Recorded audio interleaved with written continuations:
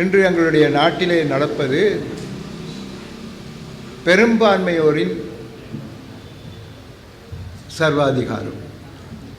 இந்த பெரும்பான்மையினரின் சர்வாதிகாரத்திற்கு எதிராக சிறுபான்மையினர் என்று அடையாளப்படுத்தப்படும், ஆனால் வடக்கு கிழக்கிலே பெரும்பான்மையினராக இருக்கும் எங்களுடைய ஆயுதம்தான் இந்த கட்டமைப்பு. அதற்கு எதிரான ஒரு கட்டமைப்பாக இதனை நாங்கள் உருவாக்கி இருக்கின்றோம் என்றால் அதிலே மக்களும், அதாவது தேர்ந்தெடுக்கப்பட்டவர்களும் தேர்ந்தெடுத்தவர்களும் சேர்ந்து இங்கு இருக்கின்றோம். தமிழ் மக்கள் ஒரு அலகு. சட்டத்தின்படி CCPR covenant on civil and political rights என்ற சர்வதேச உடன்பாட்டின்படி அதனுடைய முதலாவது ஆர்டிக்கல், முதலாவது பிரிவின்படி, உறுப்புரையின்படி எந்த ஒரு மக்கள் கூட்டம் தனித்துவமாக ஒரு நாட்டிலே இருக்கின்றார்களோ அவர்களுக்கு சுயநிர்ணய உரிமை இருக்கின்றதாக கூறப்படுகின்றது. அந்த நிலையிலே எங்களுக்கு சுயநிர்ணய உரிமை உண்டு.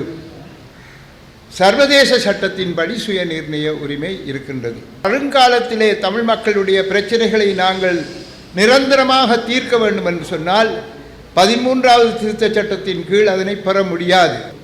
எல்லா விதத்திலும் அது வெற்றி அளித்தது. அதாவது அது சம்பந்தமாக அவர்கள் நிலம் நன்றாக இருக்கின்றது, அது அந்த நீர் நன்றாக இருக்கின்றது, சூழல் நன்றாக இருக்கின்றது, போக்குவரத்து சரியாக இருக்கின்றது என்று எல்லா விதத்திலும் அது நன்றாக இருக்கின்றது என்று மிக சந்தோஷமாக அவர்கள் இந்த செயல் திட்டத்தை தொடக்குவதாக கூறியிருந்தார்கள். கடைசியாக நாங்கள் எடுக்க வேண்டிய ஒரு கையெழுத்து தான், எல்லோரிடமும் கையெழுத்து வேண்டி கடைசியாக எடுக்க வேண்டியது மத்திய அரசாங்கத்தினுடைய காணி ஆணையாளரிடம்.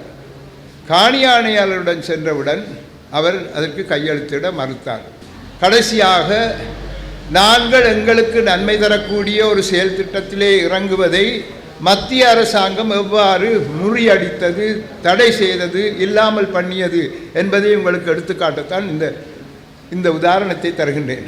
ஆகவே 13வது திருத்தச் சட்டத்தின் கீழ், ஒற்றையாட்சியின் கீழ் இருக்கும் 13வது திருத்தச் சட்டத்தின் கீழ் நாங்கள் எங்களுடைய மக்களை பாதுகாக்க முடியாது, அவர்கள் உரிமைகளை பெற்றுக் கொடுக்க முடியாது, அவர்களுக்கு தேவையான கலை, கலாச்சாரம், பண்பாடு போன்றவற்றின் அடையாளங்களை நாங்கள் விருத்தி செய்ய முடியாது என்ற அடிப்படையிலே நாங்கள் 13ஐ தேர்ந்தெடுக்க முடியாது இருக்கின்றது.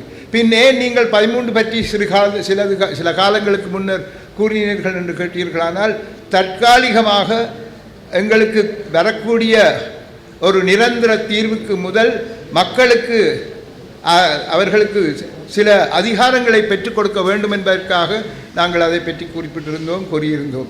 அதை கூட எங்களிடமிருந்து பறிக்கப்பட்ட அதிகாரங்களை திருப்பி தருவதாக இப்போதைய ஜனாதிபதி கூறியும் அது நடைபெறவில்லை.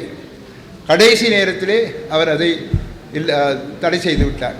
ஆகவே இவ்வாறான தடைகளை நாங்கள் முகம் கொடுக்க வேண்டி இருந்தால் 13வது திருத்தச் சட்டத்தின் மூலமாக நாங்கள் முன்னேற முடியாது. சர்வதேச சட்டத்தின் அடிப்படையிலே எங்களுக்கு இருக்கும் சுயநிர்ணய உரிமையை வலியுறுத்தித்தான் இந்த மக்களுடைய ஜனாதிபதி பொது வேட்பாளரை நாங்கள் முன்னிறுத்துகின்றோம்.